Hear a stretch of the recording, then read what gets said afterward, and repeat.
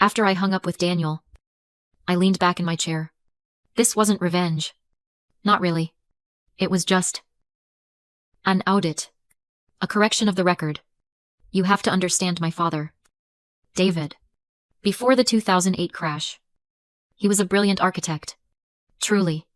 He designed buildings that won awards. He was proud, bold, and he saw the world in terms of structure and legacy. The crash didn't just take his firm and his savings. It took his identity. It hollowed him out. And right as he was falling, I was rising. My company, Aura AI, a little startup focused on ethical AI and safety protocols, landed its first major contract. While he was facing foreclosure, I was quietly securing our first round of funding. I couldn't tell him. How could I? How do you tell a man who just lost everything that his daughter, the one he always worried about, was suddenly, wildly successful? It would have felt like a final humiliation. So, I fixed it. Secretly. I used a series of holding companies and intermediaries to pay off the remaining mortgage on their house.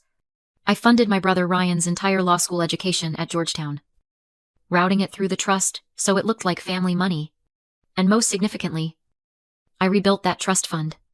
I poured over $21 million into it, over 5 years, letting my father believe he was the investment genius who had clawed his way back from the brink. I let him lecture me about 401 KS. I listened to him give financial advice at Thanksgiving, all based on the brilliant market moves that were actually just my quarterly wire transfers. I did it because I wanted him to be whole again. I wanted him to have his pride back. But keeping that secret, it's been incredibly lonely. It's a psychological trap. They call it the Atlas Child Syndrome. You're the one in the family who is strong, the one who can handle it. So you pick up the weight. You start carrying everything. You carry their debts, their anxieties, their pride. You become so good at holding the entire world on your shoulders that you forget you're even allowed to set it down. You protect everyone, but no one ever thinks to protect you. And worse, after a while, they don't even see the weight. They just see you standing there, stable, and they start to resent you for not struggling the way they are. I looked out the window at the chaos of Grand Central below. Daniel had sent the documents. The truth was now in an encrypted email, heading straight for my father's inbox. It was done. An hour later, my phone exploded. It was my father. Of course it was. His voice wasn't shaky or apologetic. It was sharp, rattling with a mixture of confusion and pure, undiluted rage. Phelan, what is this? What did you do? I didn't answer right away. I just listened to him breathe. I got this. This email from your banker. These statements. This is some kind of sick joke. Isn't it, Aura Holdings? $21.5 million? This is fake? This is fraudulent. What did you do? I kept my own voice perfectly level, almost detached. It's not a joke. Dad. It's not fake. It's the truth. It's been the truth for 5 years.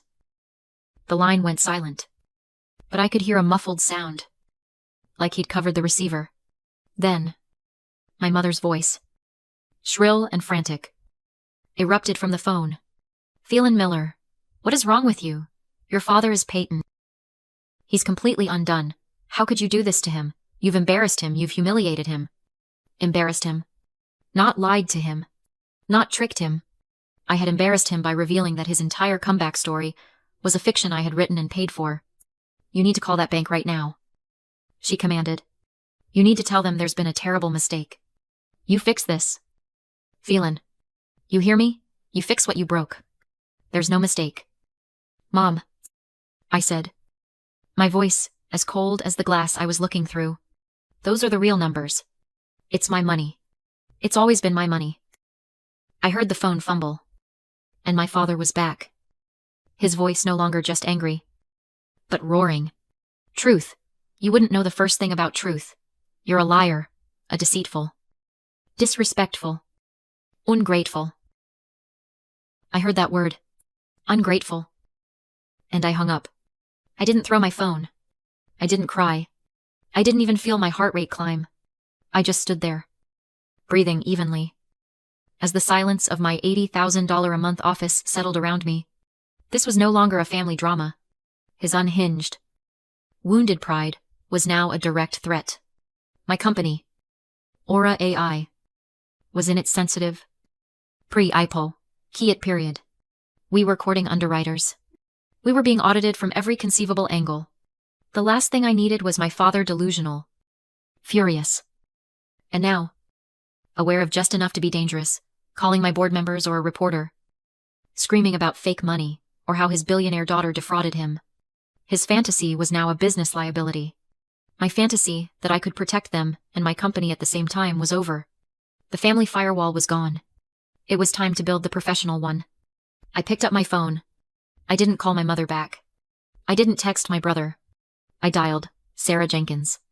She's one of the top asset protection lawyers in New York. We'd met at a few tech fundraisers. She answered on the second ring. Sarah Jenkins. Sarah. It's Phelan Miller. Her voice warmed slightly. Phelan. This is a surprise. Everything okay? I need you to draft a formal notice.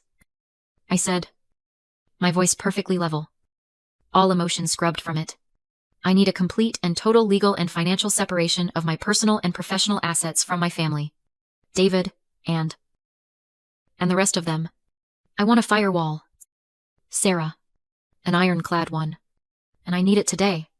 My phone was still warm from the call with Sarah when it buzzed again. It wasn't my father this time. It was my brother. Ryan.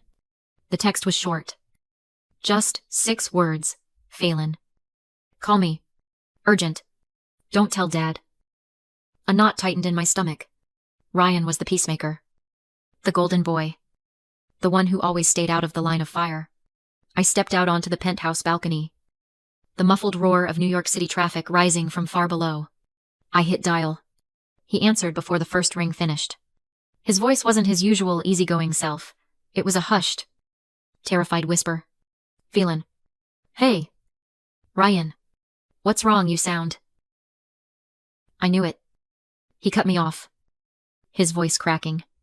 Oh God. Fell. I knew something was wrong. I've known for months. Knew what, Ryan? What are you talking about? The trust, he said, breathing fast.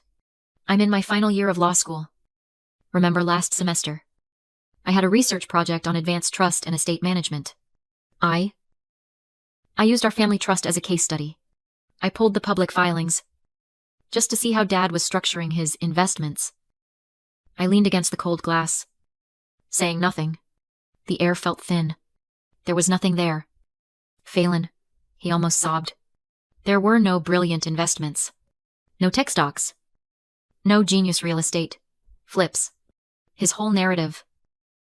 It was a ghost story. The trust was nearly insolvent until exactly 5 years ago. I waited. And then, he continued, I saw the real paper trail. It wasn't investments. It was just cash. Massive. Recurring cash infusions. Wire transfers every single quarter. Like clockwork. All from the same source. He took a shaky breath.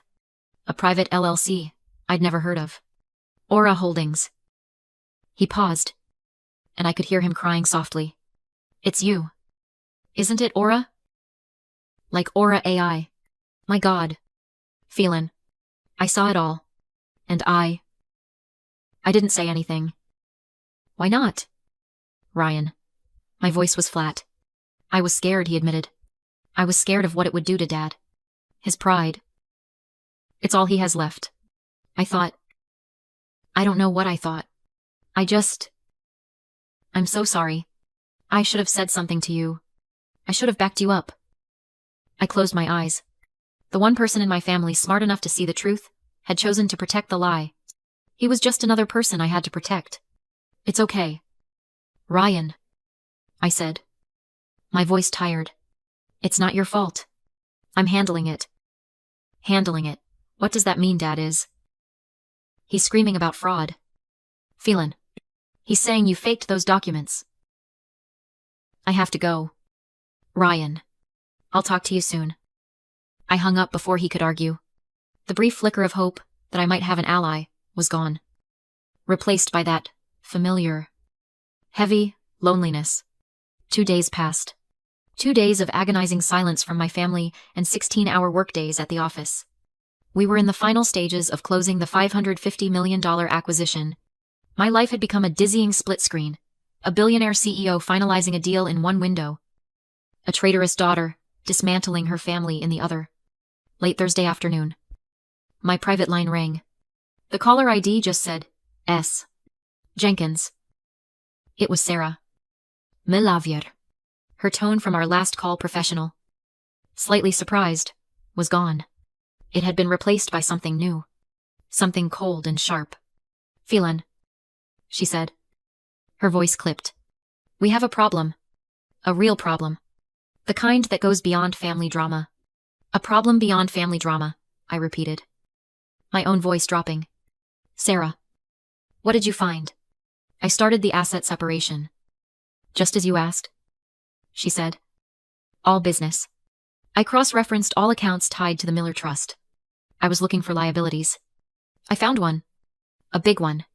2 months ago. Your father did try to make an investment. He attempted to pull $150,000. I frowned. That's impossible. Daniel would have blocked it instantly. My contribution agreement gives me sole signatory approval on any withdrawal over $5,000. There was a tight, grim pause on the line. He didn't go through Daniel. Phelan. He didn't go through the private bank at all. My blood went cold. What did he do? He went to a high-interest bridge loan company. The kind of place that charges predatory rates. He used the trust's declared value, the $4.5 million you put in it, as collateral for a personal loan. I was already shaking my head, trying to make it make sense. But he still couldn't. The trust documents are ironclad. It would still require my signature, as the primary benefactor. Exactly, Sarah said. It did require your signature. Phelan. He forged it. I sank into my leather chair. The view of the Chrysler Building, usually so inspiring, suddenly felt like a cage. Forged. He forged my name. This wasn't hubris. This wasn't wounded pride, or a desperate attempt to feel relevant. This was a crime. This was fraud. He signed your name on the cosigner and collateral documents. Sarah continued, her voice sharp and precise. He committed felony wire fraud and forgery to get his hands on $150,000. The loan, I whispered. The sure thing real estate deal he texted me about was a total scam. From what I can tell, Sarah confirmed. The entity he wired the money to vanished a week later. The money is gone. Phelan. I stared at my desk. At the acquisition papers worth more than $500 million. And my father had committed a felony for $150,000. So, what happens now? I asked. My voice was hollow. It's already happening, Sarah said. When the loan company didn't receive their first interest payment, they initiated collections. They contacted the bank, Daniel's office, to seize the collateral. Daniel, of course, flagged it and sent it to me. I immediately informed them that the collateral was invalid and that the co-signer's signature was a forgery. My God. They are not pleased. Their collateral is worthless. Their loan is in default. They are no longer pursuing the trust. They are pursuing David Miller personally for the full amount, plus penalties and fraud charges. They're going to take everything he has. The house? His car. Whatever is left in his personal accounts. They're going to wipe him out. She let that hang in the air. He was ruined. The man who had just lectured me on my precarious freelance career, who had boasted about the financial safety net he had built, was about to be destroyed by his own greed and a forged signature. Phelan, Sarah asked gently, what do you want to do? I looked at the text message from my father, still sitting on my phone's lock screen. Let them, I said. He needs to understand. This is his accountability, not Mina. The legal and financial destruction of my father was faster than I could have imagined. The loan company, armed with a fraud claim, was ruthless. They initiated foreclosure on the house, seized his car, and froze his personal accounts. They were ruined. And then, they showed up at my office. Not just my father, but my mother, too. They didn't have an appointment. They had somehow convinced the front desk security at One Vanderbilt that it was a life-or-death family emergency. My assistant, Emily, buzzed me, her voice tight with panic. Phelan, your parents are here. They look very distressed. Send them up, I said, my voice calm. I met them in the marble lobby of the executive floor. They didn't look like my parents. David, the proud architect, was stooped and gray. His suit was wrinkled. My mother's eyes were red and swollen. The moment she saw me, she rushed forward, grabbing my arm. Phelan, you have to stop this, she pleaded. They're taking the house. Everything. Your father. She burst into tears. My father just stood there, his eyes hollow, staring at the floor. The man who had lectured me about my precarious career was utterly broken. Phelan, he whispered, his voice hoarse. Please. I made a mistake. Please. Just make them stop. They'll listen to you. Just tell them you'll pay it. My mother looked up, her face a mask of confusion and betrayal. Why? She asked, her voice cracking. After everything we've done for you. Everything we gave you. Why would you let this happen? Why would you keep all this? This wealth. A secret from us. Just to watch us fall. There it was. The question that had been sitting between us for my entire life. I looked at her. At the woman who had always sided with him. Who had always seen my ambition as something strange and cold. The anger I'd been suppressing for 5 years, for 20 years, finally came to the surface. But it wasn't hot. It was ice. Why? I repeated. You want to know why? Because when I was 19 and won the National Coding Prize, Dad called it a cute hobby. When I got my acceptance letter to MIT, you asked me if I was sure I wanted to go so far away. If it wouldn't be nicer to stay local. When I tried to show Dad my first AI model, the one that became this company, he said he didn't get computers and asked me when I was going to get a real job like Ryan. I took a step closer. I learned. Mom, I learned that my success was an inconvenience for this family. It was something to be dismissed or minimized because it didn't fit your narrative. So I stopped sharing. I just paid for everything instead. I built a $12 billion company. I funded your entire lives for 5 years. And even now, you still think I'm just a freelance designer who needs Dad's financial advice. My mother was speechless. My father finally looked up. His eyes filled with a dawning, horrific understanding. Please, he said again. Just that one word. The house? Phelan, please. Don't let them take our home. They won't, I said. A wave of relief washed over my mother's face. She started to cry again. This time, in gratitude. Oh, Phelan. Thank you. I knew. They won't take the house, I interrupted, my voice sharp. Because they can't.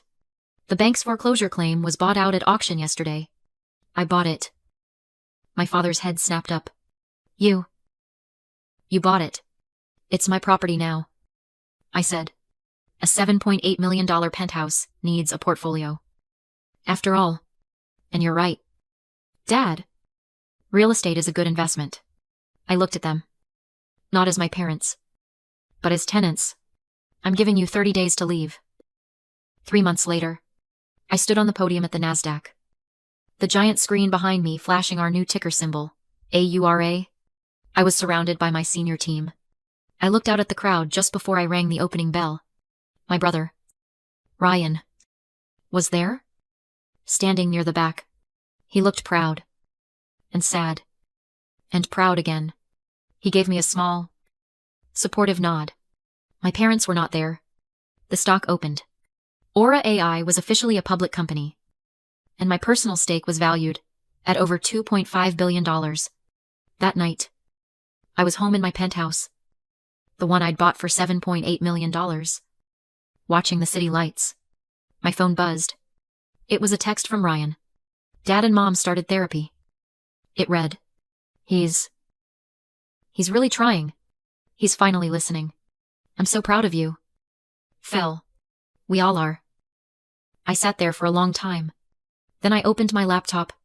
I pulled up the old encrypted file. The spreadsheet I had meticulously maintained for 5 years. The one that tracked every mortgage payment.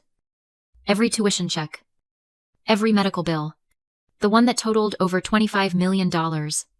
I stared at the numbers. This complex web I had woven to protect them. To protect myself. This digital record of my secret life, as the Atlas child. I highlighted every cell. And I hit delete. For the first time in my life, I felt completely and utterly free.